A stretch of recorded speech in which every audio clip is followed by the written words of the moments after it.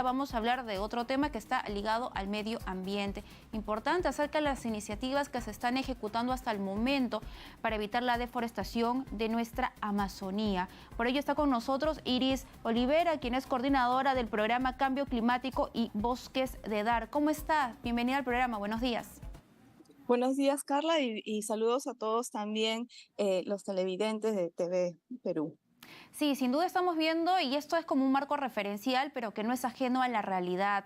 Vemos bosques deforestados y cada vez hay más hectáreas que se van ganando por parte de actividades ilícitas como la minería ilegal, la tala indiscriminada, por ejemplo. Entonces, ¿qué medidas se están tomando ustedes? ¿Qué han podido observar y qué es lo que debe emplearse por parte tanto del Ejecutivo como el Legislativo? Bien, para tener un contexto, como lo has mencionado, tener en cuenta que por efectos de la pandemia se han incrementado las tasas de deforestación. De hecho, según información del Ministerio del Ambiente, solo en el 2020 se deforestaron más de 270.000 hectáreas. Es decir, que ha habido un incremento importante en esta época de más del 20% en la deforestación en el Perú. Hacia el 2021 también esa cifra continuó con 225.000 hectáreas de deforestación y si vemos las regiones amazónicas donde más se ha concentrado la línea de deforestación, está Loreto, está Ucayali, está Huánuco, también Madre de Dios. Tomar en cuenta que en Ucayali, por ejemplo, si tomáramos el porcentaje de deforestación entre el 2001 al 2020, acumula 470.000 hectáreas de deforestación. Estas cifras son alarmantes porque no solamente estamos eliminando los bosques, sino también los medios de vida de la población local, y también estamos con ello incrementando los impactos frente al cambio climático. Recordar que el bosque genera también esta dinámica ecosistémica donde provee alimentación, servicios a la población inmediatamente. Como bien lo mencionaste, Carla, los desafíos en nuestra Amazonía peruana para el desarrollo sostenible, no solamente para los pobladores locales, sino para todos y todas los peruanos, están vinculadas lamentablemente en la lucha contra las actividades ilegales. Una de ellas es la minería ilegal. Tenemos en cuenta que la minería ilegal está siendo asentada lamentablemente en cuerpos de agua, en las cuales se utiliza el mercurio, y el mercurio es un agente que afecta toda la red trófica. ¿Qué quiere decir esto? Toda la cadena alimenticia, y esta es bioacumulable en los tejidos, por ejemplo en los peces, y estos son consumidos por poblaciones locales, ¿no?, hasta la ciudad. Este es el caso de Iquitos, que constantemente han alarmado esta situación en la cuenca del Nanay. A pesar de los procesos de interdicción, hay que tener en cuenta que en el Perú se ha ido promoviendo, lamentablemente, y se ha ido extendiendo los plazos de la formalización minera.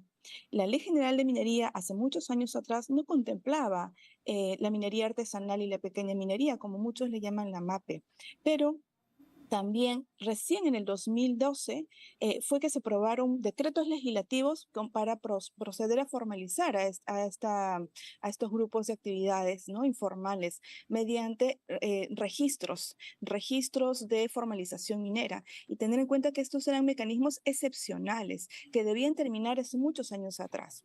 Ya hace 10 años estos registros excepcionales se han ido alargando y ampliando por medidas legislativas.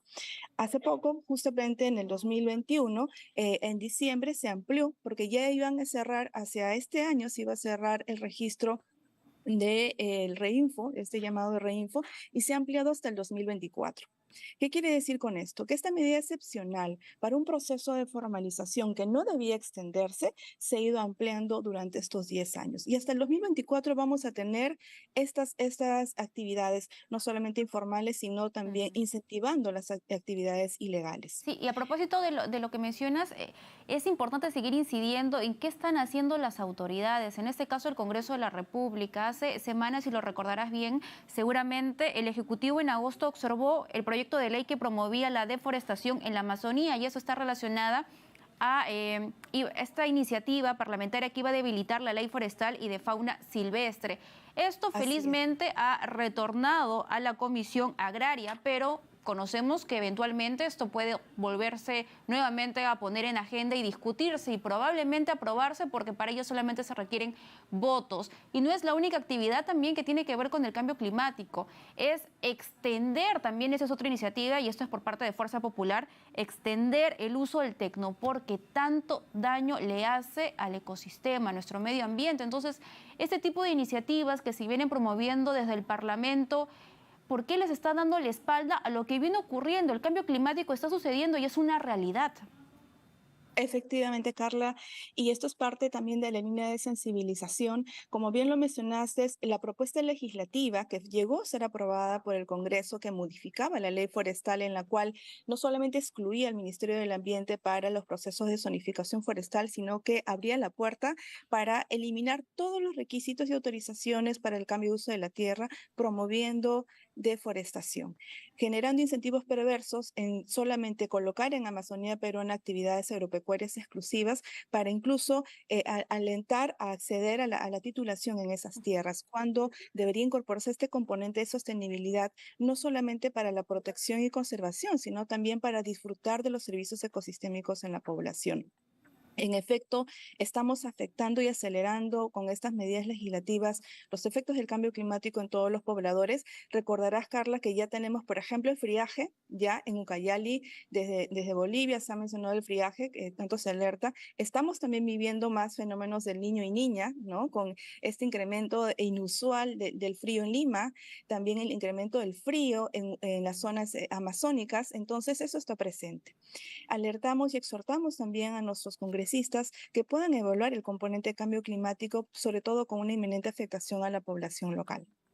Y también llamamos la atención que, si bien es cierto, hay un contexto de pandemia y de reactivación económica, el mecanismo no es promover la deforestación, sino incorporar los mecanismos de conservación, sostenibilidad y aprovechamiento sostenible de los recursos naturales, que hay muchos ejemplos en la Amazonía que se vienen desarrollando.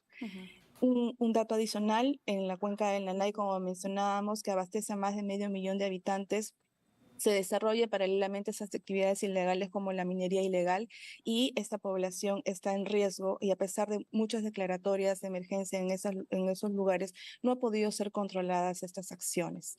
Entonces, este llamado es más bien a estos grupos parlamentarios, pero también a la población en general, de conocer más que estas actividades están afectando a los pobladores, y tenemos cada vez defensores ambientales Así asesinados, es. porque además de la minería ilegal, además de la deforestación tal ilegal, tenemos actividades ilegales como el narcotráfico, que están ampliándose cada vez más, por ejemplo, en Ucayali, y están contratando bandas criminales extranjeras para operar en estas zonas. Y los Efectivamente. pobladores locales son afectados. Claro que sí, son los propios peruanos muchas veces que terminamos depredando el lugar donde vivimos, porque ese es el lugar, es nuestro ecosistema y hay que protegerlo, hay que preservarlo. Por último, para concluir, acerca del acuerdo de Escazú.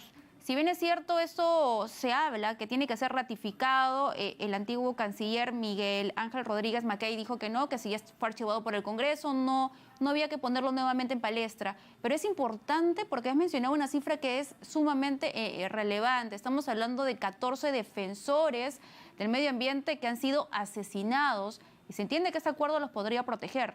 ¿Crees que debe el Perú ratificar este acuerdo? De hecho, ese fue un impulso del Estado peruano hace muchos años atrás, con la promoción del Acuerdo del Escazú, y además la inclusión y la participación de poblaciones locales en este proceso, donde los estados como Perú habían liderado. Nos sorprende en que en todos estos años haya voces en contra, más bien de reducción de derechos frente a este acuerdo, que no le quita soberanía al Perú. Por el contrario, la empodera, además que respeta y mantiene todos nuestros estándares vinculados a la protección no solamente del medio ambiente, sino de las personas en esta línea. Entonces, esta cuestión está dada desde el legislativo. Lamentablemente, la Comisión del Legislativo ha archivado este acuerdo, esta ratificación, y la exhortación viene hacia ellos para que puedan ver las cifras, las muertes, los asesinatos, pero también esta Así oportunidad que es. está en sus manos, ¿no? De cambiar este contexto.